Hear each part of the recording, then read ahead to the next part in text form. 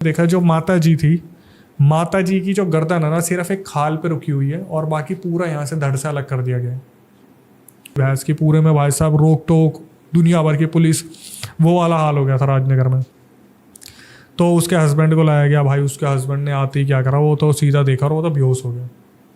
जब वो उठा तो उससे पूछताछ हुई, उसने बताया कि ऐसे ऐसे मैं वहाँ पे जा रहा था करोल बाग पे और 3 जने आए, मुझे लूटने की कोशिश करी। जब मेरे से डिसबैलेंस हो गया तो मैंने दीवार पर दे के मार दी और मैं वहाँ पर, मेरी पैर टूट गया, ये हो गया वो हो गया।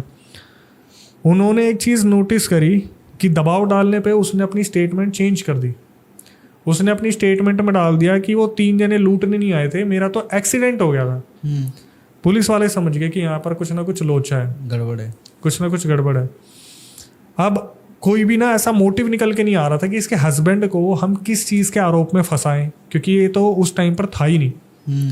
फिर और जाड़ पड़ताल हुई तो कभी किसी पे शक गया, किसी पे शक गया, किसी पे शक गया, लेकिन कहीं ना कहीं वो जो आदमी था वो सबसे बड़ा सस्पेक्ट था इस टाइम पे कि भाई अगर कुछ हुआ है तो इसका हाथ हो सकता है।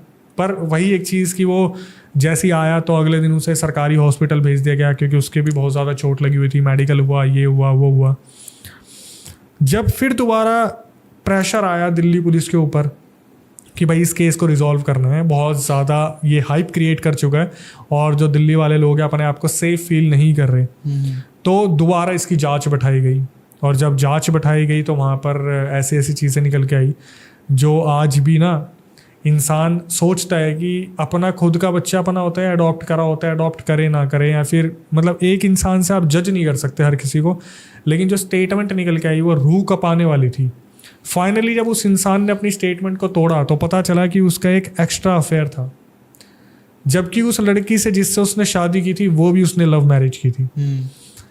उस लड़की से उसका एक मैरिटल अफेयर था, एक्स्ट्रा मैरिटल अफेयर। और वो लड़की यही बोलती थी कि अगर तुझे मेरे साथ रहना है तो तुझे उसे छोड़ना पड़ेगा।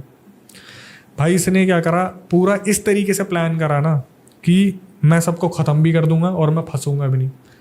लेकिन इससे सबसे बड़ी चूक पता क्या होगी, मतलब ये सोचो इतनी बड़ी बेवकूफ़ी कौन ही करता होगा। क्या बेवकूफ़ी? जब ये मर्डर करके वहाँ से निकला ना, इसने इतनी ज़्यादा ड्रिंक कर रखी थी, इतनी ज़्यादा ड्रिंक कर रखी थी, अपना एक स्पोर्ट्स शूज़ का जूता वहीं छोड़ दिया। अरे, और दूसरा पहन के ये नंगे पैर बाइक चला के करोल बाग में इसने एक्सीडेंट करवा लिया।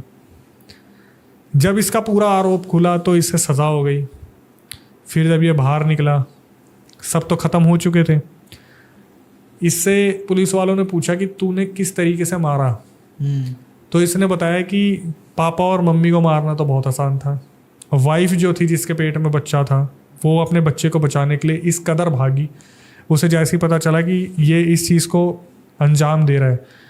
उन्होंने बताया कि हमारी जो छत थी ना उसका इतना मोटा गेट था, मतलब अगर मेरी बीवी छत के उस तरफ चली जाती तो मैं ज़िंदगी में उसे नहीं मार सकता था। वो जो लेडीज़ थी जिसके पेट में बच्चा था वो भागी भागी ऊपर गई। इसने क्या करा, उसका पैर पकड़ा और सीढ़ियों से सीधा घसीटता हुआ नीचे लेके आया। ये सुनने में भी बहुत डिस्टर्बिंग है, लेकिन इसे इसी तरीके से बताया गया था कि उसने पैर से पकड़ा और घसीटते हुए नीचे लाया, जहाँ पर उसकी वाइफ ज़ोर ज़ोर से चिल्ला रही थी कि मैं प्रेग्नेंट हूँ और इसमें तुम्हारा ही बच्चा है। उस आदमी ने नशे की हालत में ना आओ देखा ना ताओ देखा और जितने खंजर हो सके थे दौड़ा दिए। दौड़ाने के बाद इसने सुकून की सांस ली, इसने पानी पिया और ये वहाँ से चला गया। उसके बाद जब ये निकल के आया, इस लड़के ने मतलब जो बंदा था मारने वाला, इसने उस लड़की को अप्रोच करा कि मैंने सबको ख़त्म कर दिया तेरे लिए और अब मैं तुझसे शादी करना चाहता हूँ। लड़की ने बोला अब तो मेरी शादी होगी और मेरे 2 बच्चे भी हैं, जिससे इसका एक्स्ट्रा मैरिटल अफेयर था। बंदे ने उस चीज़ को एक्सेप्ट कर लिया, अपनी गलती मान ली और अपनी ज़िंदगी में आगे बढ़ गया।